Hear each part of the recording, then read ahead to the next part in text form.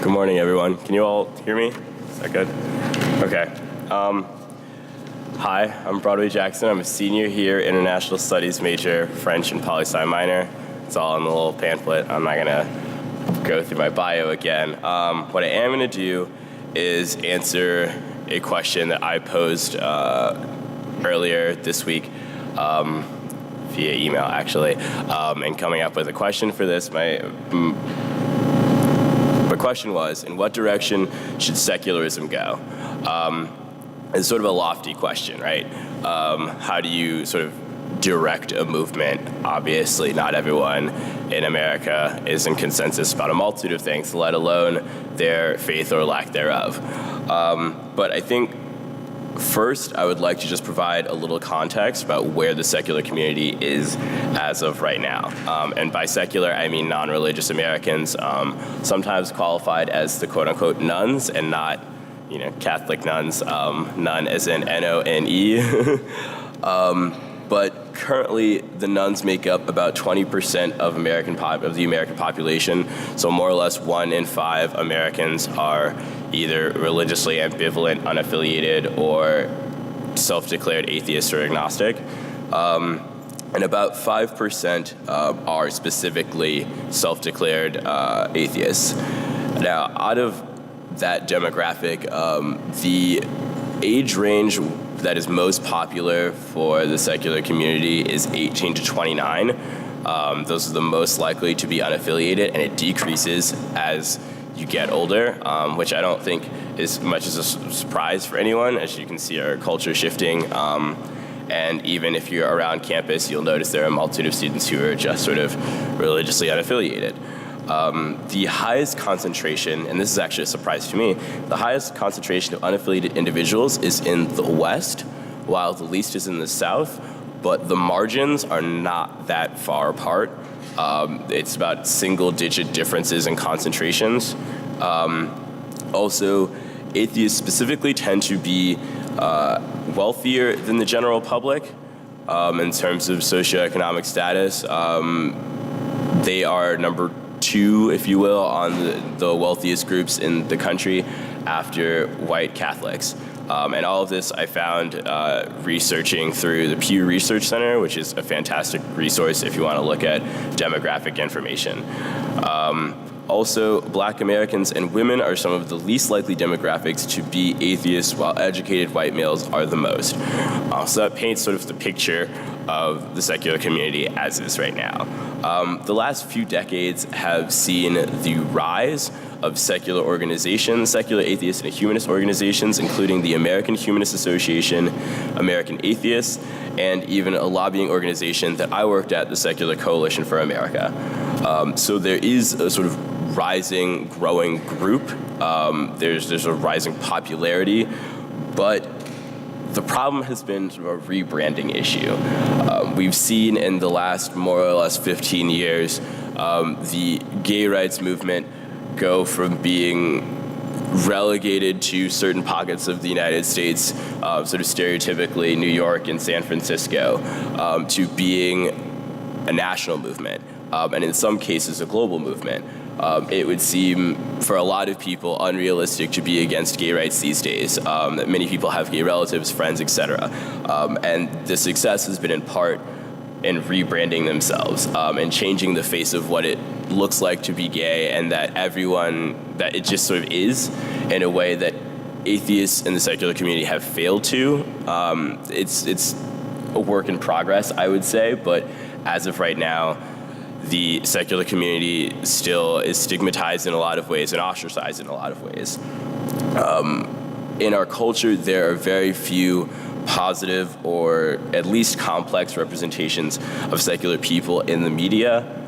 There are no open atheists in Congress, although Barney Frank did say that he was an atheist after he was in Congress, and there are many rumors about Obama's religious inclinations, but I think that's sort of a frivolous journey to venture down.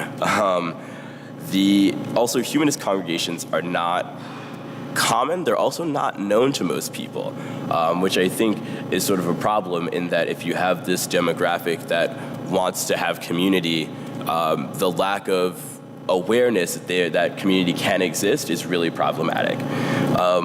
Also, as a pop culture note, think of the way in which feminists have, the feminist movement has grown in recent years, down to even one of the most popular celebrities, Beyonce, who I'm a huge fan of, making the song Flawless, in which she declares herself a feminist, loudly and clearly.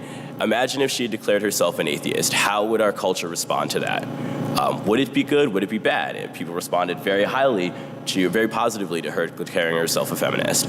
I don't know if they would have in the same way if she declared herself an atheist. So the question is, what do we do now? Where does the movement go?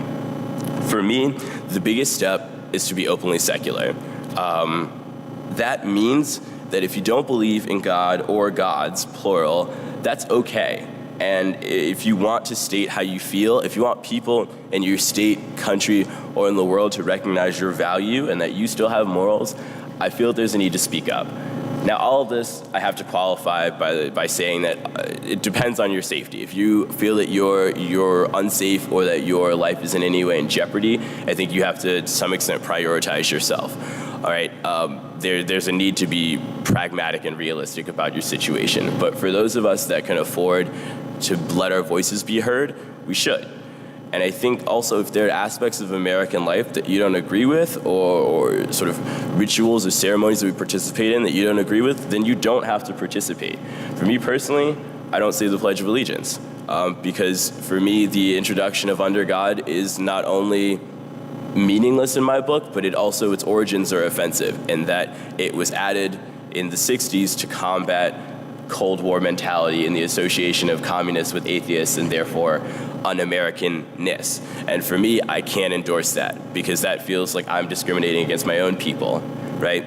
And free speech is a central American value that I think that we all deserve to revel in, and that it's important for us to express how we feel. That also means filling the void. So if you want to fill that media void that I was talking about, if you want to let our voices be expressed on a large scale, then make a film, blog, radio show, YouTube channel, only if it's interesting though, because there are a lot that aren't, or even a TV show. I'm thinking of Lightweights, which is an Elon TV show that's currently being produced by a couple of friends of mine. If that's what you're into, then make it. Also, don't allow yourself to be proselytized or oppressed by others. Now, that does not mean that you need to wage an unholy war on everyone who says bless you after you sneeze. That's a bit ridiculous, right? But if people make you feel uncomfortable and make you feel like you don't belong, you have the right to not sit through that. You have the right to say that this is how I am, and that's okay, and that's beautiful in the way that you are as well, whether you are Buddhist, Jewish, Christian, etc., is beautiful as well, and that we can exist in the same space. So on that note, don't alienate your religious friends. For me, having religious friends and having that coalition is so important. Those are your biggest allies and the only people that can defend you when you're not in the room. And it's important not to alienate them. I mean, everyone goes through a sort of militant atheist phase, as they call it, but at the end of the day, we can't do it alone. And I would rather live in a pluralistic community than a sort of monochromatic sect of society. I think it's important to engage one another and that we can learn from one another. And maybe that's me as an international studies major talking, but I think that's super important to be able to engage one another.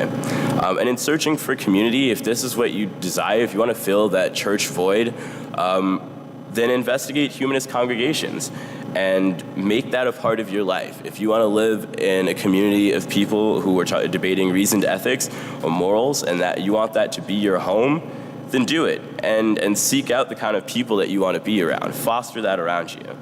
And lastly, be politically involved. I think one of the biggest problems for atheists is that we're not represented in any of our legislatures, which is ironic considering that other demographics that are significantly smaller than us are. And in fact, I find it very frustrating hearing religious appeals that just don't work for me. So if that doesn't work for you, if you don't think that certain defenses for legislation are valid, then you have the right to say that, and you have the right to challenge people. And it's important. It's central to our democracy. It's also central to us feeling important as human beings, that our voices are heard and that we are acknowledged. So on that note, I would like to say that I think that we deserve to be heard, seen, and dignified like everyone else. And that's critical to feeling like a part of the larger American family. And that we should not rest until we are. It's important to ourselves to treat ourselves with respect. And just because you don't believe in God doesn't mean you don't have to believe in yourself. And my hope is that becomes the mentality of every member of the secular community, and in that way we can move forward and become an integral and valued part of the American society just as everyone else. Thank you.